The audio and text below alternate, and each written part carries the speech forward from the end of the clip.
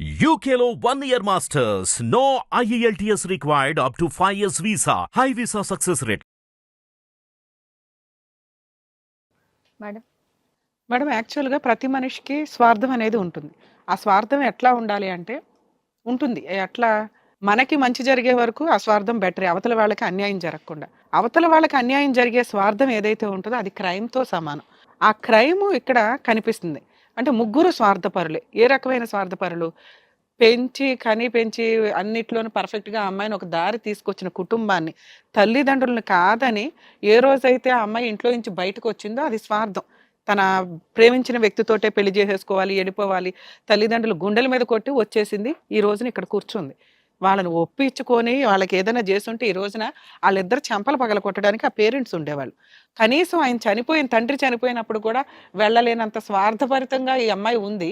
తనకి అవసరం ఏదైతే ఉందో దాన్ని హ్యాపీగా తను తెచ్చుకోవడం కోసమని ఇంత దూరం దిగజారిన వ్యక్తి ఈవిడ. సో, ఈవిడ స్వార్థం ఏదైతే ఉందో అది క్రైమ్‌లోకి రాకపోవచ్చు. తప్పు కింద మాట్లాడుకోవాలి. ఎందుకంటే తల్లిదండ్రులు ఈవిడ మీద కేసేయలేరు. ఈవిడ మేజర్ కాబట్టి లవ్ మ్యారేజ్‌లని తల్లిదండ్రులు కాదనుకోని వెళ్ళిపోయిన వాళ్ళు ఏ రోజైనా ఇలా కూర్చోవాల్సిన పరిస్థితులే 99% ఉంటున్నాయి. ఎక్కడో 1% మెచ్యూర్డ్‌గా నిలబెట్టుకుంటున్నారేమో గానీ, కాబట్టి ఎవరన్నా లవ్ మ్యారేజ్‌లు చేసుకోవాలనుకుంటే దయచేసి తల్లిదండ్రుల యాక్సెప్టెన్సీకి వాళ్ళు ఒప్పుకునేదాకా మీ వరకు మీరు కెరియర్‌లోనో, ఏదైనా జాబ్స్‌లోనో సెటిల్ అవ్వడానికి చూడండి.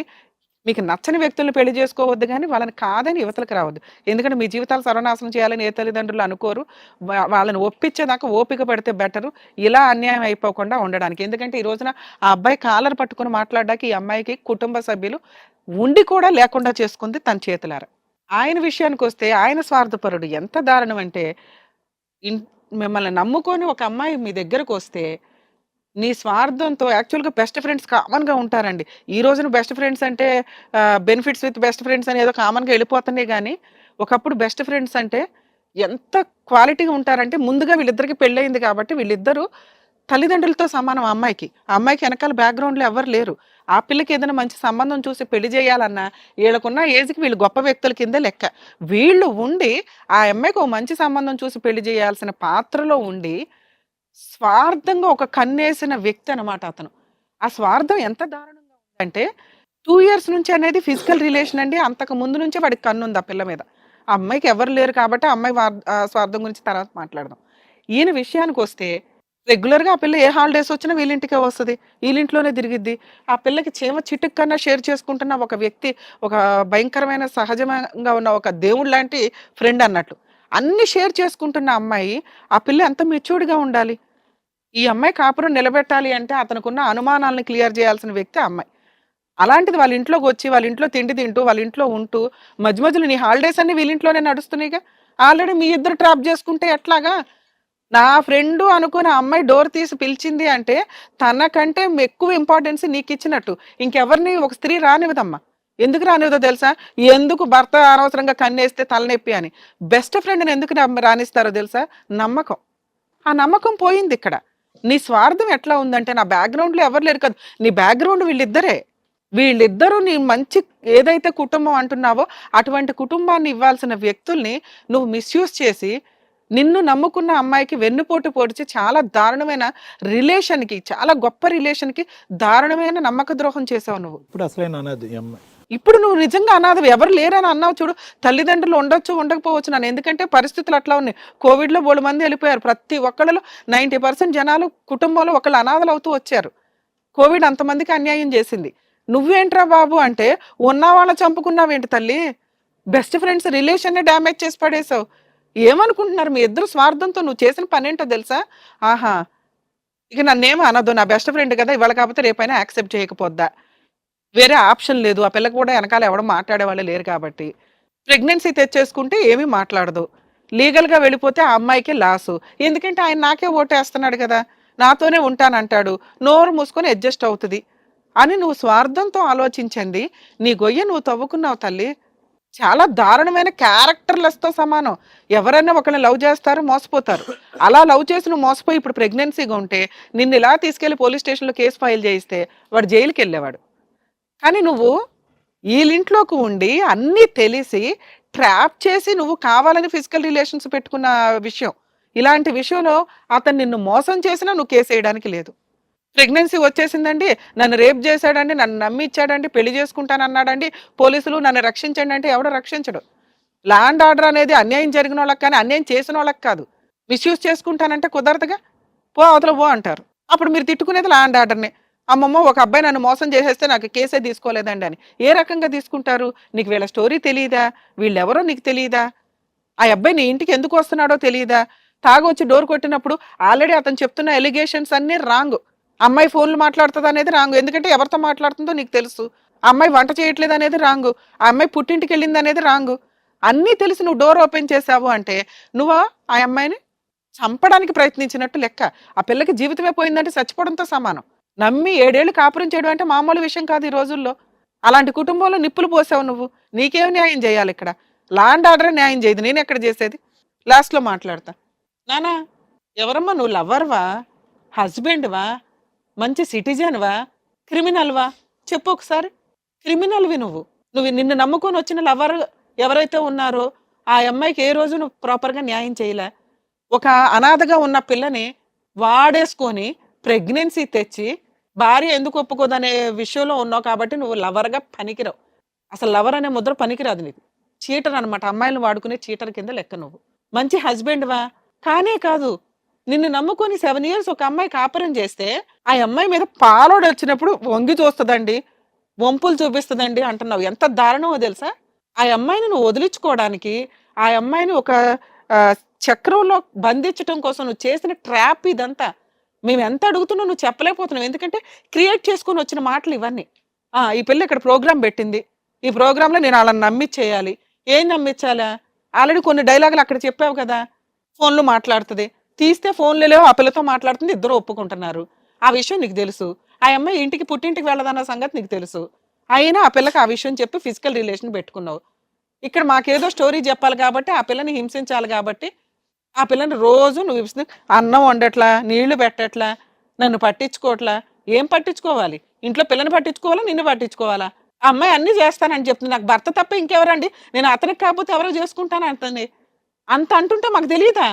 వండిద్దా వండదా పిల్ల ఇంట్లో? వండిద్ది మేడం. మరి ఎందుకు అబద్ధం చెప్పావు ఇక్కడ? ఆ పిల్లని ట్రాప్ చేయడం కోసం ఈ పిల్లని వెళ్ళని చేస్తూ రోజు హింసించుకుంటూ కూర్చున్నావు. ఎందుకంటే మీరిద్దరు కలిపి ఆ ఇంట్లోకి రావాలి మళ్ళీ ఏదో రకంగా. నీ మొఖానికి వేడి నీళ్ళు పెట్టలేదా? ఏం చేద్దాం అనుకుంటావు? ఆ పిల్లని ఏం చేద్దాం అనుకున్నావు, ఈ పిల్లని ఏం చేద్దాం అనుకున్నావు? కాసేపేమో ఆ పిల్లని పెళ్లి చేసుకుంటానంటావు, ఇప్పుడేమో ఇద్దరు కావాలంటావు, 4 బీగితే ఇద్దరు వద్దంటావు. ఇక్కడ ఒక పిల్ల ఉంది, లీగల్ ప్రొసీడింగ్స్ మాట్లాడితే ఆ అమ్మాయి కేసు ఎందుకు వేయలేదో చెప్పా, అవునా? అవును మేడం. మీ ఆవిడకి తలుచుకుంటే ఎన్ని కేసులు వేస్తుందో తెలుసా? మీ ఇద్దరి మీద కేసు వేయడానికి మీ ఆవిడకి రైట్స్ ఉన్నాయి. మీ ఇద్దరు 7 years జైలుకి వెళ్తారు. భార్య ఉండగా అక్రమ సంబంధం పెట్టుకోవడం లీగల్గా వ్యాలిడో గొంగోరా అని గొంతు చించుకుంటున్నారు కదా. మీ ఇద్దరు పెళ్లి చేసుకున్నారని చెప్పడం 1 నిమిషం పని అమ్మాయికి. ఎందుకంటే మీ ఇద్దరు ఫోటోలు అన్ని దొరికినాయి మాకు. అంత విచ్చలవిడిగా తిరిగారు. మీ స్వార్థంతో మీరు తీసుకున్న గొయ్యకి ఆ అమ్మాయితో నువ్వు జీవితకాలం కాపురం చేయాల్సింది. ఆ పిల్ల మిస్టేక్ ఎక్కడ ఒక్క పాయింట్ కనిపించట్లా. అక్రమ సంబంధం పెట్టుకుని ఎదురుగా ఖాళీగా తేరగా దొరికింది. నీకు బయట అమ్మాయిలు ఎవరు దొరకరు, ఎందుకంటే నీ బుద్ధికి పెద్దగా గబుకుని పడిపోరు ఎవరు, అంతా తెలుస్తుంది కదా. ఫ్రెండ్ కాబట్టి ఖాళీగా ఉంది కాబట్టి పడిపోయింది అమ్మాయి. భార్య ఒప్పేసుకుంటుంది, ఇద్దరిని తీసుకొచ్చి ఇంట్లో దుకాణం పెడితే అనుకుంటున్నావు. ఏమో ఒప్పుకుంటావా నువ్వు? అస్సలు ఒప్పుకోను మేడం. అమ్మాయి ఒప్పుకోదు. ఏం చేద్దాం చెప్పు? ఇద్దరిని ఎట్లా చెప్పు తీసుకుని కొడతాను మళ్ళీ. ఇద్దరిని తీసుకుని నేను ఆగమ్మా వెయ్యండి, ఒక 2 వేస్తే అంతే. నేనే కొట్టేదాన్ని లెగిసి. ఇద్దరిని చూసుకోవడం ఏంటి? పిచ్చవేషాలు వేస్తున్నావా? ఈ స్వార్థంతో 4 years నుంచి ఆ పిల్లని వేపుకు తింటున్నావు. మీ అమ్మాయి ఏం చేస్తుందో తెలుసా? పాప పుట్టి 4 years అవుతుంది. ఎలా ఉందో తెలుసా నీకు? అక్కడ ట్రాప్ చేసుకోవడానికి సరిపోతుంది నీకు. ఆడపిల్లలు అంటే అందరిళ్లలోనూ ఉంటారుగా. ఆ అమ్మాయితో కేసులు వేయించి నీ అంత తేల్చమంటావా? నోరు మూసుకుని ఆ పిల్లని వదిలేస్తావా? వదిలేస్తాను మేడం. ఏమో నువ్వు నమ్ముతున్నావా? నమ్మను మేడం. నేను మేము నమ్మం. అస్సలు నమ్మను మేడం. ఏమో నువ్వు గబుక్కుని నమ్మేస్తావేమో అని మేము టెన్షన్ పడ్డాం. ఆల్రెడీ నమ్మే మా నాన్నని పోగొట్టుకున్నాం. ఏం చేద్దాం చెప్పు? నువ్వేదంటే అదే నాన్న. వాళ్ళిద్దరికి ఏం మాట్లాడాలో లాస్ట్లో మాట్లాడతాం. నాకైతే తను కావాలి మేడం. మరి మారతాను అంటున్నాడు కదా. నేను ప్రాపర్టీస్ ఉన్నాయా వాళ్ళకి? ఏం లేవు మేడం. మారుతా మేడం, మంచిగా ఉంటాను, మంచిగా చూసుకుంటాను పాపనని. ఆ అమ్మాయిని ఏం చేద్దాం చెప్పు?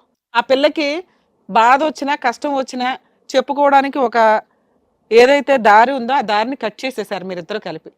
ఇంక ఇప్పుడు సైకలాజికల్గా సప్రెస్ అయిపోతూ ఉంటుంది. ఎవరికి చెప్పుకోలేదు ఇక్కడ ఈ బుద్ధులన్నీ. అప్పుడు నువ్వే ఒక ఫ్రెండ్వి, నువ్వే ఒక భర్తవి, నువ్వే ఒక తండ్రి పాత్రలో ఉండాలి ఆ పిల్లకి. నిన్ను నమ్ముకొని వచ్చిన అమ్మాయికి ఇదే పని ఆ పిల్ల చేస్తే నువ్వు ఉండేవాడువా? నీ బెస్ట్ ఫ్రెండ్తో తిరిగితే నువ్వు బతకగలవా? అసలు తిరిగే దరిద్రులు ఉన్నారు బయట. నీ భార్య అలాంటిది కాదు కదా. చెప్పు, ఏం చేద్దాం చెప్పు. ఇప్పుడు మంచిగా చూసుకుంటా మేడం. ఆ అమ్మాయిని ఏం చేద్దాం నానా? నీకు తెలిసి నువ్వు కావాలని చేసుకున్న పరిస్థితి, లీగల్గా నీకు ఎటువంటి సపోర్టు లేదు. నువ్వు వచ్చి నాకు న్యాయం చేయండి అన్నా మేము ఏమీ చేయలేము ఈ కేసులో. ఈ ఇంట్లోకి అయితే పంపించాం. అసలు వీళ్ళ ఇంట్లో ఎప్పుడు మేము సిఐడి ఇన్వెస్టిగేషన్ అయితే పెడతాం. ఎందుకంటే ఆ అమ్మాయి మమ్మల్ని నమ్ముకొని వచ్చింది, మంచి కుటుంబం. నువ్వు తేరగా దొరికావని వాడి పడేసిన ఒక క్రిమినల్. అతను స్వార్థం కొన్ని రోజులకి పోతూ ఉంటుందమ్మా. వాడేసుకున్నాడుగా ఇంకా పెద్ద ఉండదు, ఫీలింగ్స్ కానీ ఏం కానీ ఉండవు. నీ వరకు నువ్వు ఓన్ డెసిషన్ తీసుకో. నీకు అన్యాయం జరిగినందుకు వాళ్ళిద్దరు కాపురం కావాలంటున్నారు కాబట్టి 10 lakhs కాంపెన్సేషన్ కట్టండి ఆ పిల్లకి. జాబ్ బాగానే చేస్తున్నావు మాకు తెలుసు. ఏమ్మా, ఆ పిల్ల నీ బెస్ట్ ఫ్రెండ్. మీ ఆయన చేసిన తప్పుగా అమ్మాయి అన్యాయం అవ్వకూడదు కదా. అవును మేడం. 10 lakhs కాంపెన్సేషన్ తీసుకోను. నీ లైఫ్ నువ్వు బతుకునానా? ఈ విషయం నువ్వు ఎవరికీ చెప్పొద్దు, వీళ్ళు కూడా ఎవరికీ చెప్పరు. నువ్వు ఎవరన్నా మంచోళ్ళని చూసి మ్యారేజ్ చేసుకుందో గాని. Okay madam. ఏమంటారు మేడం నాకు నెలకొచ్చి 20,000 మేడం శాలరీ. ఉమ్. నేను ఒక 2-3 లక్షల కన్నా ఎక్కువ వీలేను. వాడుకుంటావే జనాల్ని? కాదే, నీకు అన్నీ చెప్పిన నేను ప్రతిదీ. నా పరిస్థితి తెలుసు, అయినా కూడా నువ్వు ఎట్లా చేసినావు అసలుకి? నేను ప్రతిదీ నీకే కదా చెప్పేది. తను చెప్పిన మాటలు నువ్వు ఎట్లా నమ్ముతావు అసలుకి? తను చెప్పినప్పుడు నాకు చెప్పాలి కదా నువ్వు ఆ మాట. నేను చేస్తున్నా చేస్తలేను అనేది నీకు క్లారిటీ తెలుసు కదా. నేను ఇది చేస్తున్నానే, నేను ఫోన్ ఎనీ టైం నీకే కదా నేను ఫోన్ చేసి మాట్లాడేది. మరి తెలిసి కూడా ఎట్లా చేస్తావే నువ్వు అసలుకి? నాకు వెనుక ముందు ఎవ్వరు లేరని తెలుసు. నా ఫ్యామిలీని కూడా వదిలేసుకున్నా, మా డాడీని కూడా వదిలేసుకున్నా. ఇప్పుడు ఈరోజు ఈ సిచ్యువేషన్లో కూర్చున్నా నీ వల్ల. అది కూడా ఏమ్మా ఏంటి మరి? ఆ పిల్ల అడిగేదానికి సమాధానం కరెక్టే ఉంది. క్వశ్చన్ కరెక్ట్గానే అడుగుతుంది ఆవిడ. బెస్ట్ ఫ్రెండ్ ఇంత అన్యాయం చేస్తావా, ఈ రోజు మమ్మల్ని రోడ్డు మీద కూర్చోబెడతావా అని.